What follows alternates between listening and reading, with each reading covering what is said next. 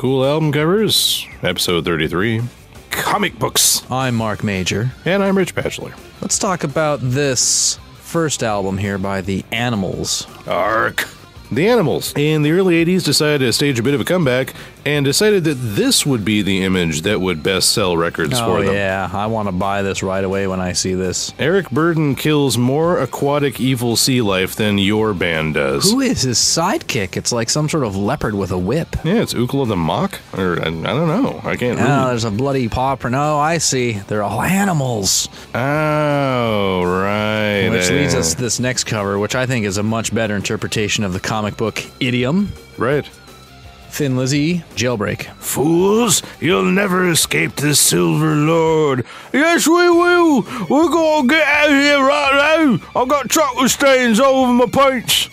This adds a little bit more excitement to this album than is actually on this album. I mean, it's a good album, it's a high-energy rock and roll band, but this cover's busting out. Yeah, I know. It's like it, if anything, makes the whole enterprise a great deal more exciting than the album really deserves. I mean, I really like Thin Lizzy, Absolutely. And I like most of this album, but, you know, come on, guys. It's not this exciting. Yeah, I mean, they're saving the world from whatever that thing is. And, you know, it's great, too. Like, when you consider the two greatest Irish rock and roll bands of the 70s, two greatest records, Jailbreak by Thin Lizzy and Hair of the Dog by Nazareth, both have comic book album covers.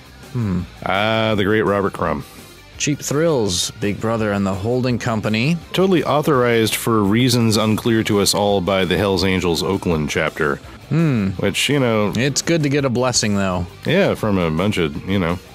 I think it was in that period in which the Hells Angels was in vogue for a minute, where they were bodyguards at a big concert, they were like on someone's album cover, they're probably in a movie. They were even in a movie being bodyguards at a concert. I actually encountered the real-life version of that years later in Olympia, when a bunch of people called the Hombres were policing the pit at the Capitol Theater. That didn't work out well either. So, what's that? Oh, that's David Bowie. This is a David Bowie early songs compilation, and I think the music was probably real simple. David Bowie strumming acoustic guitar, folk songs, and probably kind of silly, probably kind of childlike, and they thought, well, let's sort of brace the listener by making a real childlike cover for it. That's what I'm guessing, because this is really stupid looking. Yeah, as far as I know, back in those days, he, like pretty much anyone in the 60s, was, you know, trying to be a psychedelic artist, and probably sort of like, I'd like to sing a whimsical little song about chocolates and peppermints, you know, and, I could go for some right now. Yeah, this is an entirely appropriate artistic response to that. It's just like, hey, imagine if, like, your mouth, right, but just your lips and your teeth were flying through space. And, you know. We are hungry men. I'd like to eat a unicorn right now. Anyways. You can get away with a lot of stuff, including this next one. Oh, Joe my. Satriani, Surfing with the Alien. Good point.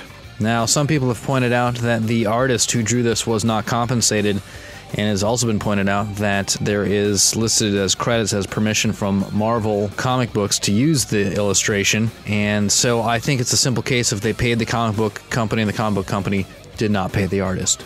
Yeah, surprise, surprise. Frankly, how appropriate that all is when you consider the music of Joe Satriani. Fast heavy metal shuffles. Yeah, it's jerk-off time. And let's cap that off by some, you know, copyright infringement, and we're all going to have ourselves a good time surfing with the alien. Surfing with Mitch. Have you, this is not an album you own, right? This is an image. This is an album I have sold. Ah, I see. Yeah, I don't know. It passed through my hands. I'm familiar with the tracks, though. I grew up as a teenager in the 80s listening to metal, and this was in rotation with all the other stuff, so... Sure, and I had an exceedingly stupid girlfriend in the early 90s who thought he was great, too, so, yeah, you know. Ooh, that's an even better story.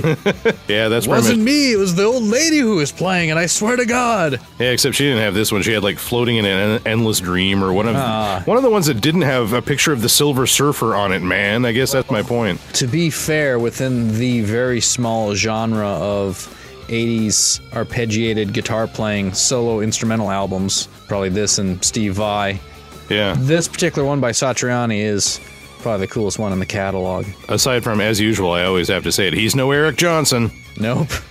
And that concludes Cool Album Covers. Thanks for surfing. Comics.